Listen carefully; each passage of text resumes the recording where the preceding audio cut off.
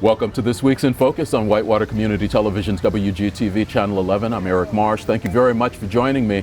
You know, it was so much fun not being in the studio and not being on Zoom when we did the In Focus at the fair that we decided, let's go out again. So, you know, got Steve Bonwig behind one camera. I've got Brandon Gentry behind another. They're going to be helping me out today as we kind of talked about the Richmond Farmers Market. And we're going to start off with Caleb Smith, who is the director. What's the official title? Come on. Market manager, sure. Okay. Thank you so much for having me. I'm really excited to be here. Listen, thank you for being on here again. This is not obviously the first time that I've had a chance to talk to you. Mm-hmm. We've talked to you various steps as you have taken over and evolved the farmers market. Yeah, you could probably make a documentary. Probably could. We may go back and do that. We're going to talk about that. We're going to talk about the person who will be coming in after you because there is a transition taking place. Yeah. And we're going to talk to some of the vendors around. Don't know how much time we'll have to do that, but we're going to try to get some of them in because it's really important. Caleb, I want to start with you because you announced 6 weeks or so ago that you were going to leave. Let's backtrack and then come up to your leaving. Sure. Talk about where you're from and how you got to Richmond. Yeah. So I'm originally from southern New Hampshire by way of Iowa before I came to Indiana for Earlham College back in 2013. Okay. So I've been in the community here for just over almost 8 years now. Originally came to go to Earlham, and I graduated with a degree in 2017 in environmental studies and kind of got my first taste of working in Richmond through the Sensory Playground project with the Parks Department here. What got you first thinking about being involved in the community? Is that something Earlham pushes? Is that something that has kind of followed you around, volunteerism? What was that? I'd say it's a little bit of both. I definitely have always had a volunteerism streak, but for me, and then Earlham did encourage it, but also it wasn't until I moved off campus for my senior year, and I was living just a couple blocks away on the 10th Street Park, and started to be able to walk around to things downtown, walking up to the Depot District, walking out to the farmers market, that I really started to get a sense of like, hey, there's maybe more to Richmond than I originally thought when I first moved here, and was kind of a little bit in the Earlham bubble. And I think Earlham in the last several years has worked hard to kind of break that bubble a lot for students. But when I was there, it was definitely, you know, kind of a insulated community. And so when I moved off campus with my then girlfriend, now wife, we started just trying to connect more with the community, and then what really did it for me was working on the Playground with a Purpose project, which was my senior capstone for the environmental studies major. And so a group of us worked together with Denise Retz at the Parks Department, and one thing led to another, and I interviewed for the farmers market coordinator job. I'd had a background in sustainable agriculture and had worked at the student farm at Earlham, and so had a professor whose husband was a vendor, and it just kind of all worked out perfectly. Talk about the farmers market. When you first came to it, what was it like as coordinator? What changes did you decide you wanted to make? Yeah. So when I first started, it was February of 2017, so I actually kind of joined at the very tail end of a winter season. It was the last season, it was at Star Elementary, and I was handed the baton from Bethany Norwal, and she was on her way out to a new job in Indianapolis, and so we kind of worked together for a couple markets. She gave me a kind of a crash course in the financials of running the market, and then said, all right, good luck, which was kind of great actually, because it kind of gave me a little bit more of a blank slate. And so I worked with some other Parks Department staff to kind of learn the history, and read through a report that had been generated by Earlham students in 2014 with a lot of the recommendations for revitalization for the farmers market, and drew a lot of inspiration from there, but then also just from my farming and agriculture background, tried to really make the focus on the farmers and the vendors, and to really kind of make sure we highlighted this grower's own philosophy. And our 100% growers only model with the vendors all having farm visits and making sure that all of our makers are really doing high quality, locally sourced things whenever possible was really all part of my plan. And I also really wanted to make sure that the market wasn't just a shopping area, but was also kind of a community gathering place. So we started to really try and bring in more live music and more food trucks and games and events and contests and different things like that to try and spice things up and involve different aspects of the community. Talk about the growth that you've seen in this market, not only in people visiting, but in the number of vendors and the variety of products that people can find here. Yeah. So I think the growth, I can't take all the credit, and I think a big early factor in our success was the city's investment in Jack Elstra Plaza. The first, before every market season, we do a pre-market meeting where vendors can come and learn all about the rules, any updates, kind of get the information they need for the season ahead. And our first summer before Elstra Plaza, and I came in just as Elstra Plaza was being finished, at our pre-market meeting, we also do a lottery for season pass spaces. And at that meeting, we ran out of spots with the original layout we had planned for here at Elstra Plaza, because so many farmers and vendors came interested in having a spot. And so we actually had to scramble a little bit because there was a few people who walked out grumbling that they didn't get the spot that they needed and they wouldn't be able to be at the market. And so we were able to add some spaces in the parking lot because no one had anticipated how much an investment like this into the infrastructure for a market would really impact the vendors. But in talking with them, it's, the restrooms, the green space, the seating areas, the areas for live music, the ability to have power, splash pads for kids to play in, to bring families down, all of that makes a huge difference in the crowd that wants to come here, because it's not just kind of, walking through a hot market and you're on asphalt and, your feet would be burning if you were barefoot, all of that. Sure. So it really does make a big difference, and that has been a huge impact for the market, I think. And from there, because I do have a bit of a farming background, I've always tried to, use our connections through our current vendors, and then also just try to do a lot of research through, folks at County Extension and through our local Farm Bureau chapter, and just doing outreach through social media to vendors from farther afield and in the community that does farmers markets, craft fairs, all of that world. Word spreads quickly when there is a good opportunity. And so there was a lot of word of mouth as well that really helped things grow. And I tried to just maintain a philosophy of, if it's well managed and there's people coming and we're well advertised, then, it really does attract vendors. And then, I would start to notice if I went to visit another market in Indianapolis or something and say, hey, they have a cheese vendor. We don't have a cheese vendor. All right, I'm going to start doing some research on local cheesemakers and see if I can find someone to come into the market. And we found someone to come in to do that. And then trying to do outreach with different, local organizations and stuff as well. Bringing in nonprofits has been great to do tabling or special events, kids activities.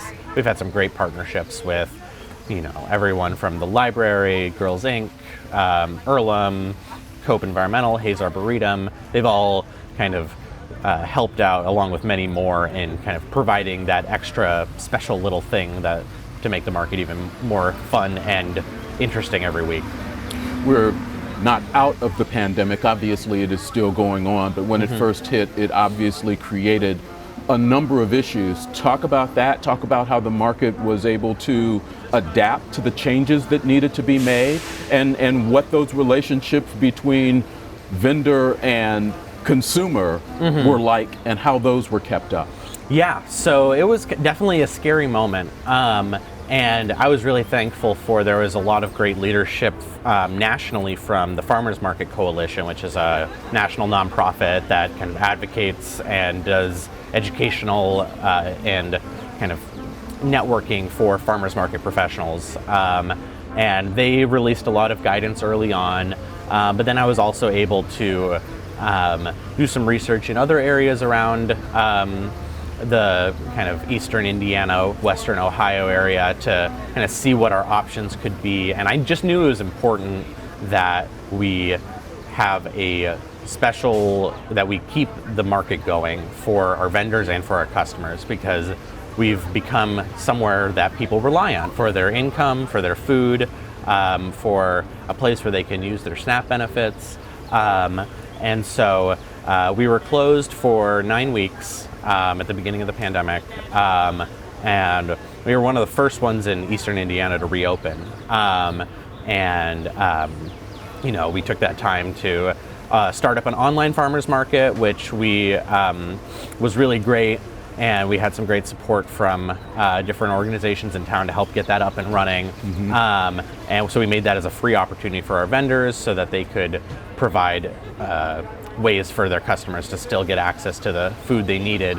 But then also we had tons of great people who just came out and just wanted to support the vendors. And so when we were able to reopen, we saw a lot of people who were thankful. And throughout the pandemic, people just routinely would come up to me and say, "This is the only time I'm getting out of my house every week. This is, so important that I can have this safe shopping opportunity," because these were folks who, were doing grocery curbside pickup at grocery stores, but in our outdoor market in the summer and in the Star Jeanette building, where we had to really creatively figure out how to make things work there safely, we were able to, continue to allow people to gather in a safe manner throughout the pandemic. The online market, now that, you've got the farmers market back, and not only are we doing the Saturday market, it's July, so the Tuesday night market is back open again. Has that online market been able to continue to be a place that consumers and vendors are able to connect, or has the interest in that kind of waned a little bit? The interest has waned a little bit. It is still up and running at farmersmarket.richmondindiana.gov, but the interest has definitely died down a little bit now that we have this in-person opportunity. But we're continuing to keep it as an option and are evaluating whether or not that's going to be a long-term thing that the market coordinates, or if we want to, provide ways for vendors to create their own opportunities through it, whichever platforms make most sense for them, and then we advertise that for them. I mentioned the Tuesday market. What was the impetus behind starting that, and was there ever a thought that Saturday is enough, adding an additional day is overkill? So it was something that was started before I came on board, but when I first got those up and running my first summer, they were a little lackluster at the beginning. And so after a few weeks of that, I said, this isn't going to work if we're only going to have, 5 or 6 vendors, maybe 150 people. It's just not worth anyone's time right now. And so that's where we started to I got back to the basics of okay, what are people looking for on a weeknight? It's all right, you want to get your shopping done, but also it's summer. So, all right, let's bring in some food trucks and a beer and wine garden, and let's bring in some live music. And so by bringing in kind of those 3 elements, I think that helped a ton for just kind of kicking off those Tuesday markets and providing an opportunity for folks who maybe work on Saturday mornings. That was important to me as well, because we would hear from folks saying, I can't make it on Saturday mornings. I wish there was another time. And we still hear that even with our 2 markets a month, or 2 markets a week. But, trying to have more and more opportunities for people to get out and support the vendors, and also help our vendors who some of them themselves have day jobs on Saturdays. And so getting some vendors that couldn't make it on a Saturday morning, or if they were at another market on a Saturday morning, saying, hey, you can still have a presence in Richmond on the Tuesday evenings. You're watching In Focus on Whitewater Community Television's WGTV Channel 11, or maybe you're actually watching it on our video on demand, or maybe it's a Sunday morning and you're listening to the audio of this on G1013 and 1490 WKBV ESPN Radio. However you're listening to us or watching us, we appreciate you tuning in. I'm Eric Marsh. Thanks for watching. We're talking with Caleb Smith, who is packing up. Hopefully you're packing. You got the boxes bit. and Yeah. we'll be moving. You are now you're not leaving just because you got upset and decided to walk away. Talk about your educational opportunity. Yeah. So, being able to work for the city and being a member of city government through the Parks Department has been a really valuable opportunity for me over the past 4 years. And as I got more involved with city government and branched out to helping with other Parks Department projects and opportunities and getting involved with other things going on in the city, I started to realize that I really enjoy not only the kind of farmers market and local food world, but also this local government world. And so I am heading off in a few weeks to upstate New York to go to Cornell University for a master's in urban and regional planning.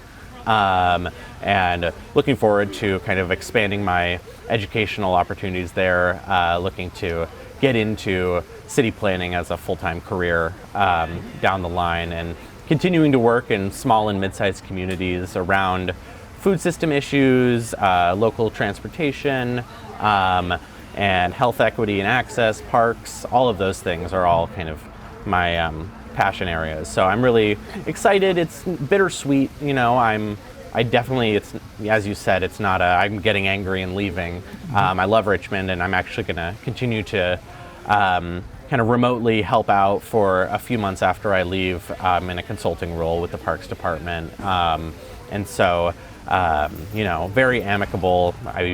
If Cornell University was in Richmond, I wouldn't be leaving. Be leaving. Yeah. But it's an opportunity that I couldn't pass up. And so I'm, looking forward to a change of pace and scenery, but also, going to miss Richmond and the community and the people and the kind of weird little quirkiness of this town that I love. Talk a little bit about Richmond, Wayne County, how you have found it. We talk a lot about our young professionals. We want to try to hold them up. We want to try to give them opportunities, give them an opportunity to learn, to improve, to be that next generation that runs. As a young professional, you talked about being here for almost 3 years, really not getting a chance to get involved in the community until that fourth year, your senior year. Yeah. Talk about how you found this area welcoming, unwelcoming, a little bit difficult to navigate for someone from the outside coming in, particularly as a young person, which is what this community has said for a long time that it needs. Yeah. We hold up our young professionals because we want them to come in, we want them to stay. Yeah. Talk a little bit about your experiences in just navigating the community. So I've overall found the community to be very, very welcoming. I think, I was put in a position where I was able to do that, and by having this position within the Parks Department. And what I've told many Earlham students who've interned with the Parks Department since I've been there, or in talking with them through various means, I think Richmond can be a great place for people to start their careers. It can be a great place for people to kind of learn what they're interested in, and for, in my case, it was a great opportunity to kind of jumpstart a little bit. Whereas if I had moved to a larger city where I hadn't had pre-existing connections, becoming a farmers market manager would be a multi-year process of volunteering and getting myself in and helping out, and maybe an assistant job for a little while. And so, this opportunity to kind of jump in and have people welcome some new ideas and try and find new things to help the farmers market and the park system grow was super great. And then in the past couple of years, there's definitely been some times where there's been some pushback or some kind of interesting moments with different people when you know, even after being here for 7 or 8 years, it still can be very easy to be the outsider, the Earlham kid with the crazy ideas, and you know, so it's definitely been a great learning opportunity for me to kind of figure out how best to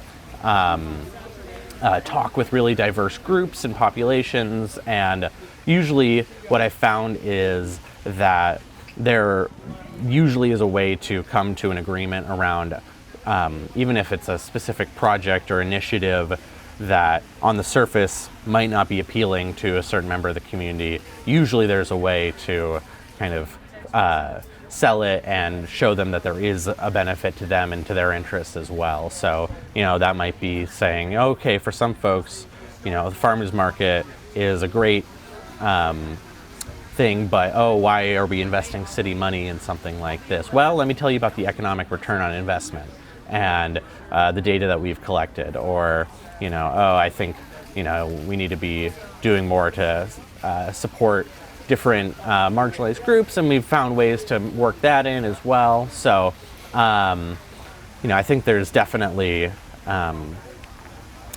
you know, always a way to kind of get people on board with these projects. Are there one or two things that we do well, or one or two things that we can do better to make that connection? Because yes, there are some local students that go to Earlham, but a lot of their students come from the outside. Yeah. We have a chance really to kind of be a college community to a certain extent. Absolutely. When you think about, you know, Purdue Polytechnic, Earlham College, IU East, you know, Ivy Tech obviously has some people that are already here, but continue to expand. How do we make a better connection with those young people and encourage more of them to consider being more long-term residents? Yeah. You know, I think I was very lucky in finding a position that quickly became full-time that really met my interests. That's not always the case for everybody. You know, so I think there's always opportunities for more workforce development, more, you know, finding ways to creatively bring in opportunities for young people to get involved, you know, whether that is, you know, AmeriCorps positions in the future or special kind of fellowship opportunities. You know, those are all ways to get people engaged and involved quickly. But then also, you know, there are some limiting factors. You know, sometimes it's really difficult for a young person to find housing in Richmond that's not either $350 a month or, you know, $950 a month. It's kind of, you know, getting into that sweet spot of affordable yet not too run down can be an issue that I've experienced and seen friends go through. And then something else that I've seen is that there is sometimes, if there are entry-level positions available, oftentimes younger people don't ever advance past those. And so what I've seen a lot of times is that there'll be great young people who get involved in the community, work hard, everyone loves what they do, but for young folks who are trying to start a career, you know, when they say, well, what's next for me with this organization or in this community, people say, well, you're doing great where you are.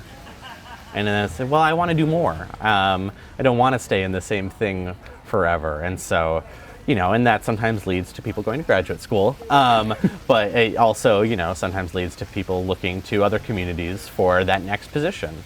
And so, you know, I do think that there is a little bit of a gap where, you know, we have folks who are getting those entry-level jobs and starting out in the community, but then when it comes time to look at the next thing, they look around and say, well, there's not much here for me. And so then we get this cycle of new young folks starting out in those entry-level positions. They stay there for 2 to 4 years and then say, all right, well, I don't see much else here for me. Right. So, and that may be partially a factor of the size of the community, but also, you know, I think welcoming folks to not just be in those kind of boots on the ground trying to make change happen, but also creating opportunities for more, you know, getting young folks into some of the higher levels of, you know, decision making and management, and trying to get those voices included in kind of businesses, nonprofit organizations, city government, all of those things would help a lot. You're watching In Focus on Whitewater Community Television's WGTV Channel 11, spending some time with Caleb Smith as he prepares to move on to the next phase of his career. You've done some nice things in the community. We appreciate the time that you've always given us. I'm going to kind of, as we wrap this up, give you a minute to say whatever it is you feel like you want to say to the community. You've got a camera, you've got a microphone. Go for it. Well, I just want to thank Richmond, honestly, for welcoming me and for creating these opportunities and being open to new ideas and to getting all sorts of wacky, fun events off the ground with me. It's been really, really cool to see some of the changes and improvements that have happened throughout the past 4 years here in Richmond. And I'm excited to watch and follow what comes next as well. I think there's a lot of great ideas and stuff coming down the pipeline. The kind of next phase of the Loop project and different opportunities for redevelopment and, having been a part of the Parks Department, I think, under Denise's leadership, we've done lots and there's lots more coming as well. And so I'm super excited. I think that's really an area for growth where the people can really expect to see much more quality of life improvements and things coming down as well. So that is been a really big joy of mine to be a part of that growth for the community. And Cool. Caleb, always appreciate the time. Of Good course. luck as Well, you thank you. make that next step. Come back, visit, remember us. I will. Thank you so much, Eric. We'll be back with more In Focus in just a moment.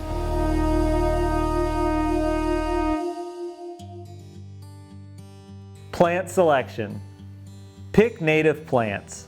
To be considered a native plant, it needs to be a species that occurred naturally in our region without human intervention. These are plants that have existed in our area for hundreds of years prior to human settlement. Native plants require little care and maintenance, so planting natives can save you time and money. Native plants do not require fertilizers and offer great benefits, such as drought, disease, and pest tolerance. Native plants also offer wildlife benefits, including providing essential nutrients to our wildlife, especially pollinators, like hummingbirds and butterflies. To learn more about native plants, feel free to visit Hayes Arboretum or online at hayesarb.org.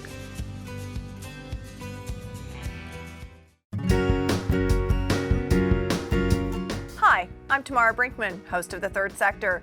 Joining me on this month's episode are Amanda Wilson, Executive Director from JC House, and Danny Arthur, Executive Director of Oak Park Early Learning Academy. Are ready to enter kindergarten, which is, I know, a key, if I could say a key. You can find us Thursdays, 8:30 p.m., Channel 20, WETV.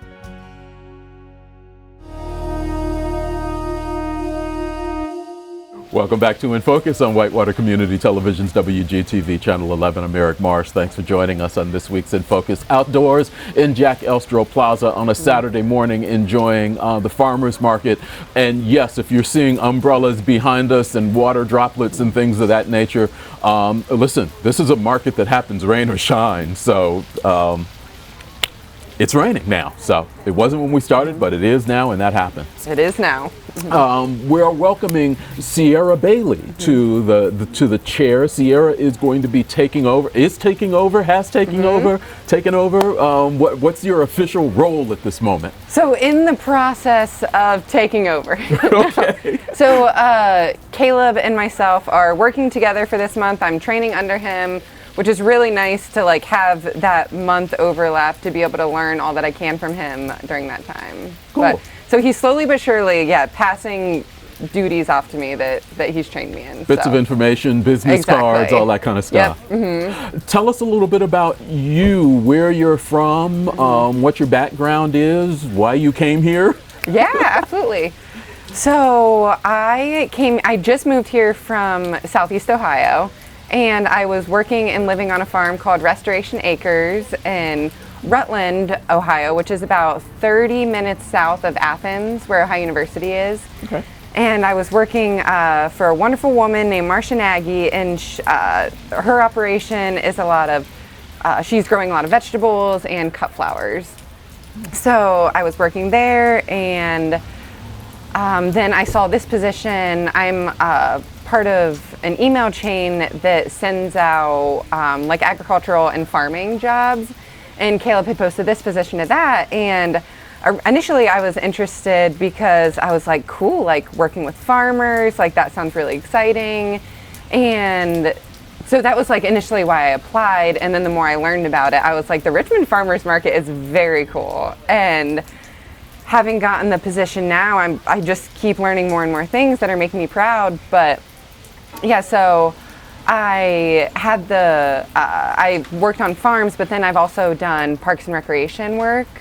So, and outreach work. So specifically my title was natural resource specialist for my parks and rec work.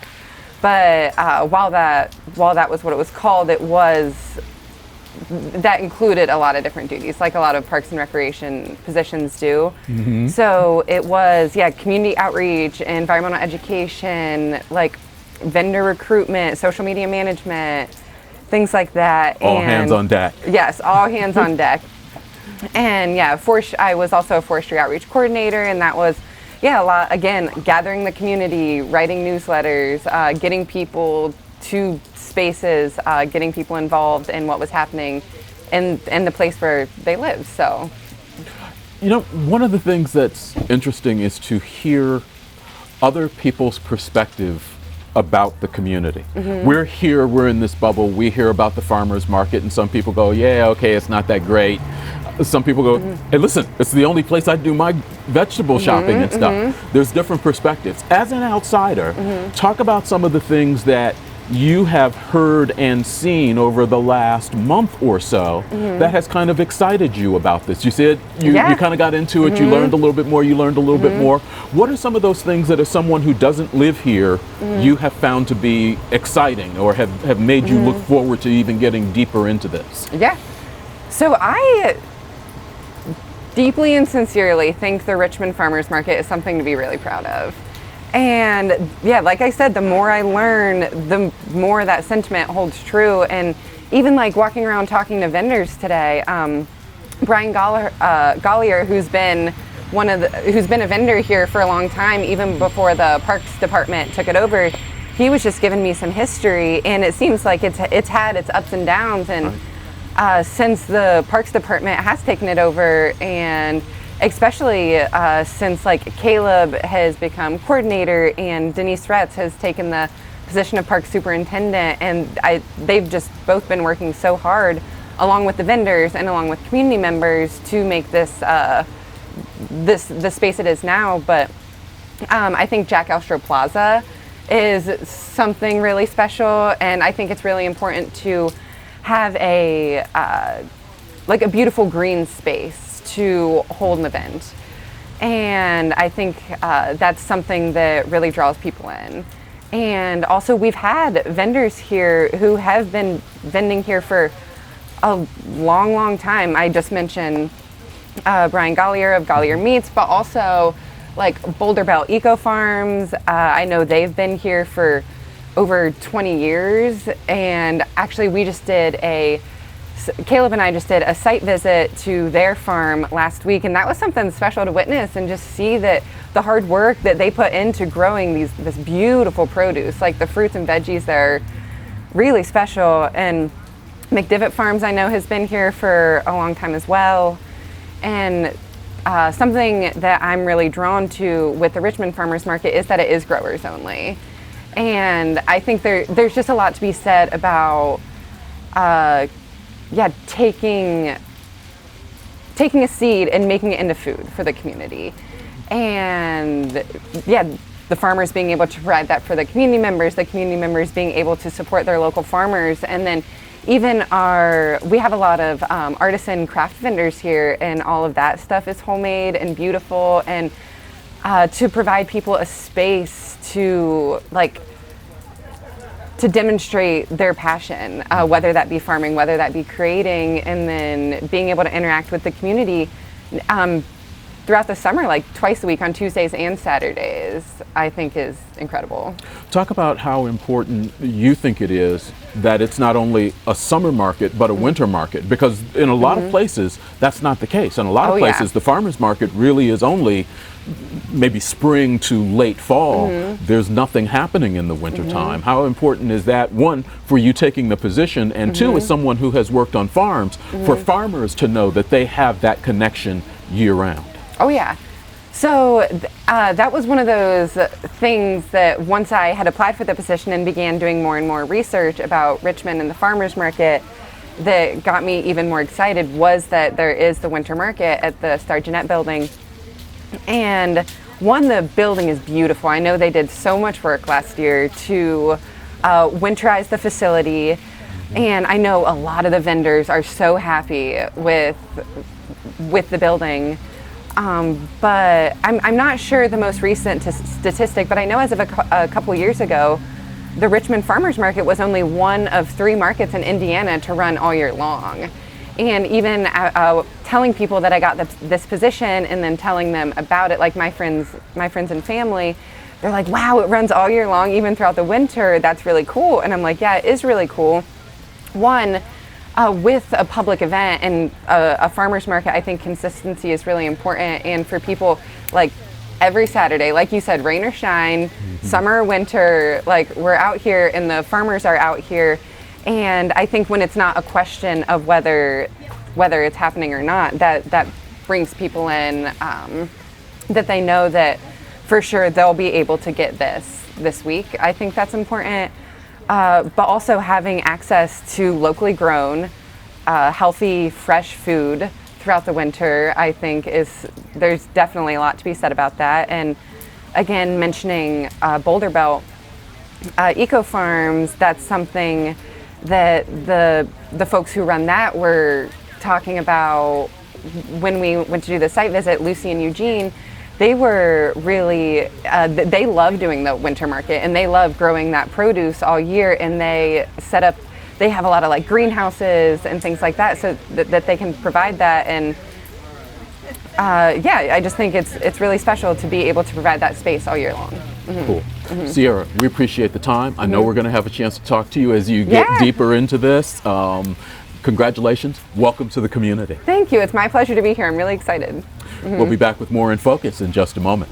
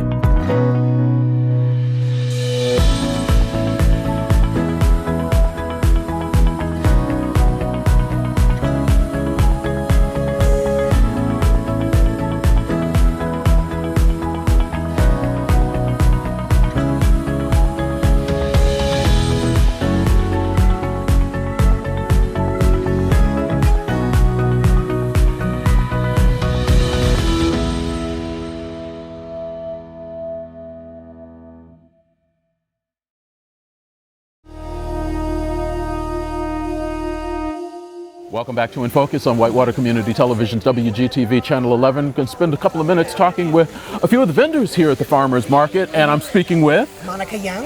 Monica. The name of your business is? Speckleton Acres. And where are you located? We're located at on West Cart Road, out north of town. We just have a small greenhouse, so we work mainly out of the farmers market. So. How long have you been a part of the Richmond Farmers Market? This is our 5th year. It's our 5th year. Yes, we started. They were in the Civic Hall parking lot across from North 10th there. So we've been really happy that this Jack Elstro is available for the market. It's made a real difference. Yeah. Talk about what kind of difference it's made in what you grow, how much you're able to grow, and what you're seeing as far as traffic. The traffic has increased infinitely. The vendors, there's so much more space for vendors, and the diversity of vendors. Our plants, we started with a few perennials and a few vegetables. I grow mostly herbs, some flowers, some Indiana native flowers, and veggie plants at the beginning, tomatoes and peppers. Those are pretty popular. But yeah, I've increased my planting, probably 10 times from what it was. Yes, yeah.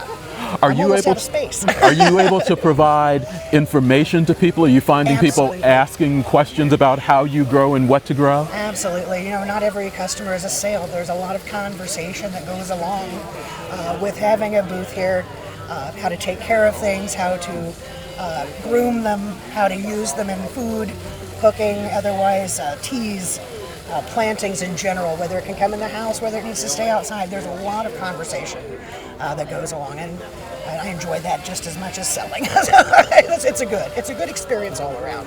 Cool. So, yeah. I appreciate the time. No problem. Thank you. We've moved locations, talking with Adrian from Christopher Farms. Adrian, appreciate the time. Absolutely. Tell us a little bit about Christopher Farms. Where is it located and what kind of things do you grow? Yeah, so we're 25 miles from here in Randolph County. We've been growing on that land for 25 years now and doing a variety of organic vegetables and cut flowers. So our two top priorities on the farm are improving the soil that we're growing on, because unfortunately a lot of agriculture depletes the soil instead of nourishing it. So we're really working to build healthy soil. And then we're also really working to build community around what we're doing. People really get excited about the produce that we're growing here.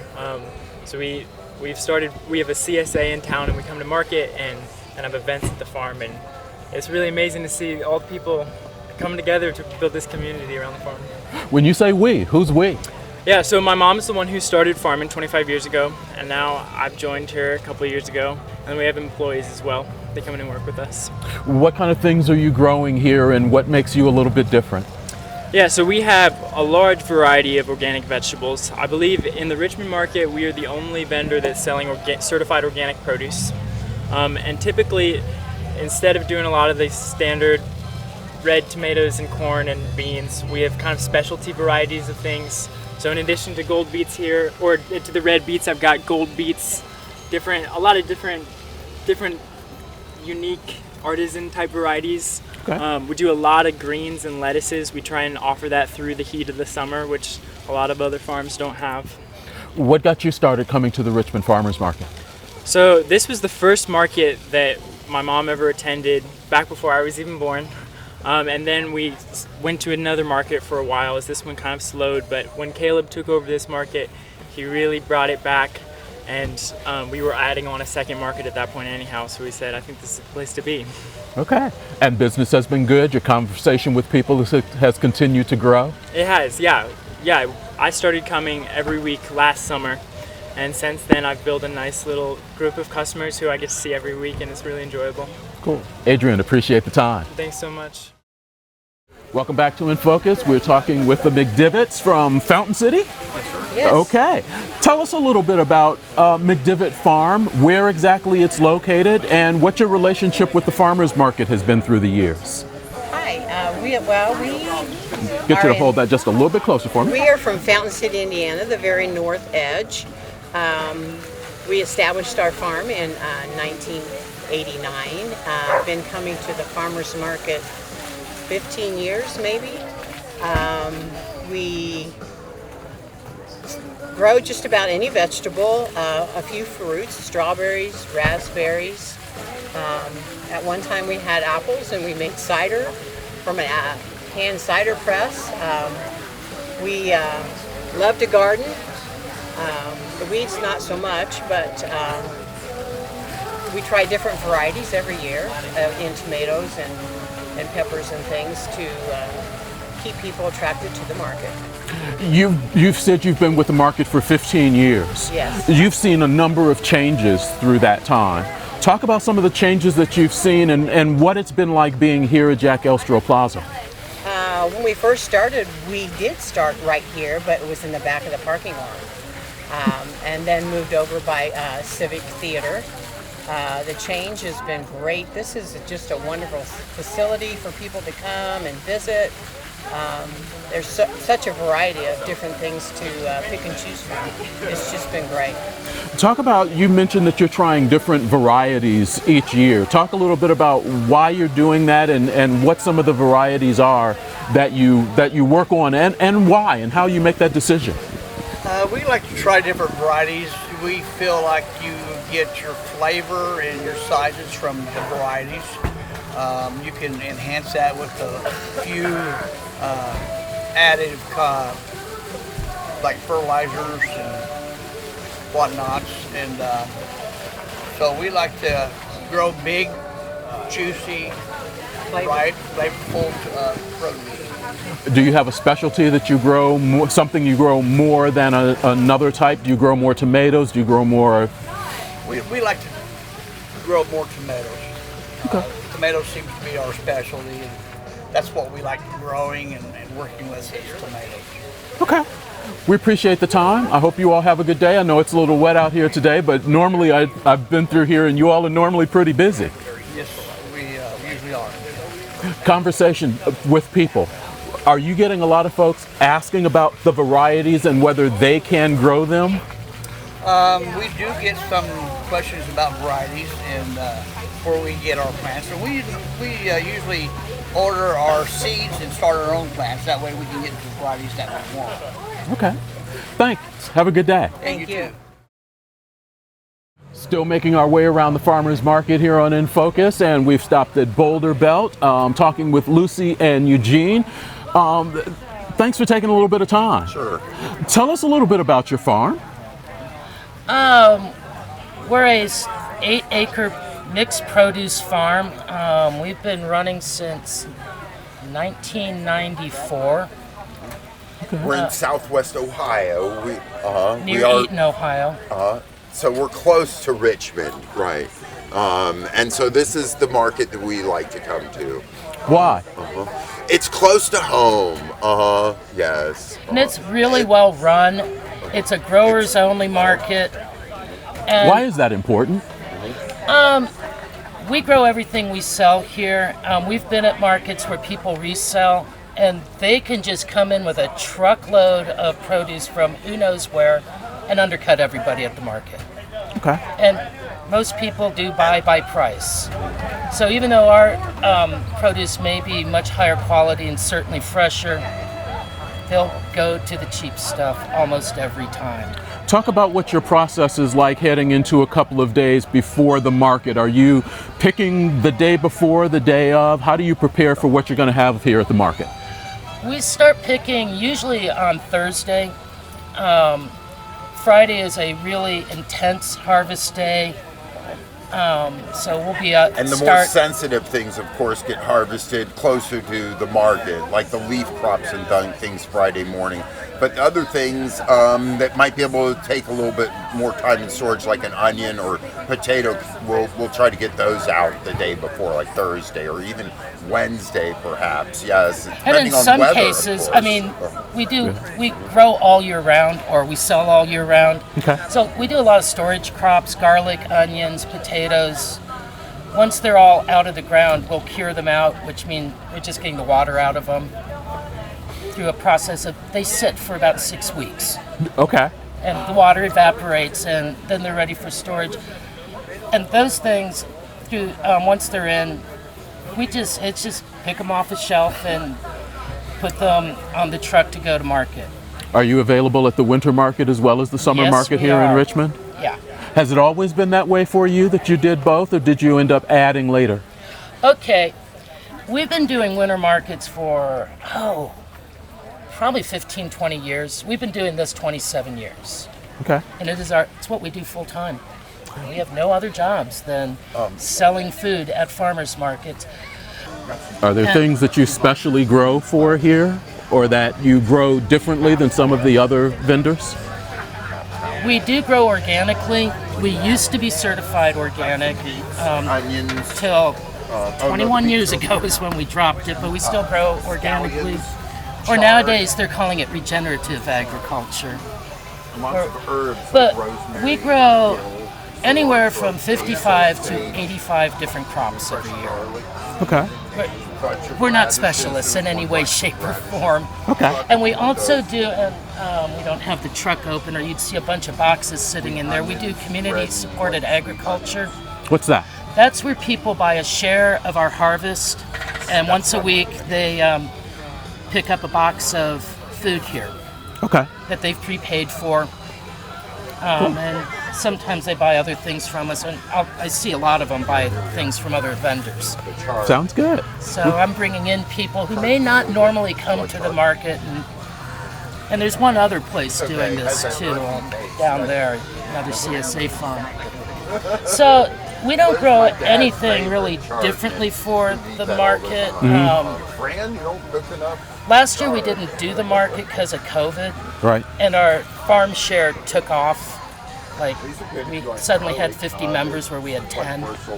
So we kind of had no food. Good problem to have. Cool. Too much popularity.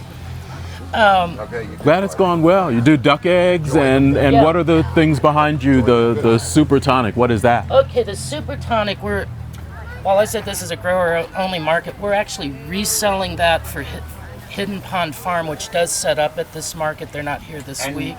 And we grow, super Some tonic of the is ingredients we do grow. a right? hot So- pepper, vinegar, garlic tonic. It'll light you up, and we grow all the hot peppers for it. Right. Okay.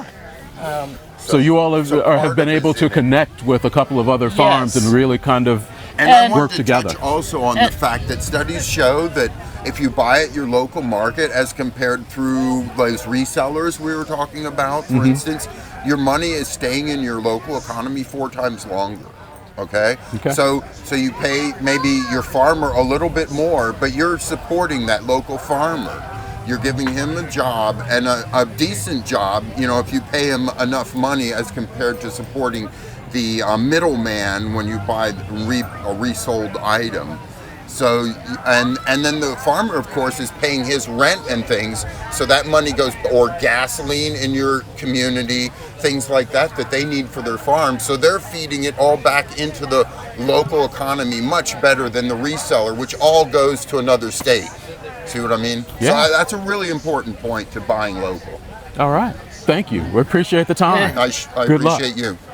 Thanks for watching this week's In Focus on Whitewater Community Television's WGTV Channel 11. Before I get out of here, a couple of things I want to tell you about. Some of them community, and one of them is personal. I have not had a chance to thank Michelle Thompson. Michelle was our administrative coordinator here at WCTV for almost 4 years. Michelle kept all of us in line, particularly me, and she interacted with a lot of our producers, a lot of our guests. She has an opportunity. She is not leaving the community, but I wanted to say publicly how important she has been to this organization. Michelle, thank you very much. It is greatly appreciated. If you are looking for a position as an administrative coordinator, we do have that opening. You'll find some information on our Facebook page as well as some of our other social media sites as to how you can apply for that position. It'll be available until next Friday. Another thing I want to mention, and I have not pushed it a lot since we stopped doing the Ask the Doctor show, and I should slap myself on the wrist for not doing it. If you are not vaccinated because you still need some information, I really do encourage you to reach out to the Wayne County Health Department. They would be more than happy to provide you with information without being pushy about it. Obviously, you're hearing in national news that the Delta variant of the COVID-19 virus is really causing some issues in places in the country. We would prefer that that not be the case here. So again, if you're not vaccinated because you need more information, I encourage you to reach out to the Wayne County Health Department or to your local physician and talk to them and see what their feeling about it is. If you are wondering if you can still get a COVID shot, there are multiple places that you can do that, and we encourage you to go to ourshot.in.gov. Other things taking place in the community. Jack Elstro Plaza seems to be the place to be for a number of different things. Obviously, the Richmond Farmers Market on Saturday, but as we are into July, the Twilight Market on Tuesday night is back. That's every Tuesday night from 4 p.m. to 7 p.m. There's local food trucks, live music, and a whole lot more. Also, in Jack Elstro Plaza through September, it's Food Truck Wednesday. That happens every Wednesday from 11 a.m. to 2 p.m., brought to you by the Richmond Parks and Recreation Department, the Quig Fund, First Bank Richmond, and G1013. And also, Jack Elstro Plaza is a place where American Legion Post 315 is having their summer concert series every third Saturday. Including July 17th with a rain date of the 24th, August 21st with a rain date of the 28th, September 18th with a rain date of the 25th. That's 3 to 11. Go out, have some fun, some great music, food, beer. Okay. Pet Walk on the 17th, registration 9 a.m. The walk begins at 10. That is in Glen Miller Park. For more information, check helptheanimalsinc.com. Hayes Arboretum is hosting the Eastern Indiana Beekeepers Meeting. That's Tuesday the 20th at 6:30. You can join EIB for monthly meetings for various topics surrounding beekeeping. That's free and open to all. Go to hayesarboretum.org for more information. Richmond Symphony Orchestra, their next Sunset Series performance is July 22nd at 5:30. That's going to be at the Cope Environmental Center. They are asking that you register at richmondsymphony.org/RSO-sunset-series. Just go to the RSO website, you'll be able to find it. On Friday the 30th, the Chanticleer String Quartet will be performing in the Tiffany Reading Room at Morrison Reeves Library. Go out and enjoy. There's a lot happening in the community as we continue into summer and get even closer to the back of school. Thanks for watching this week's In Focus on Whitewater Community Television's WGTV Channel 11. You can see this program on our video on demand site. As always, I wish you well. Have a great weekend.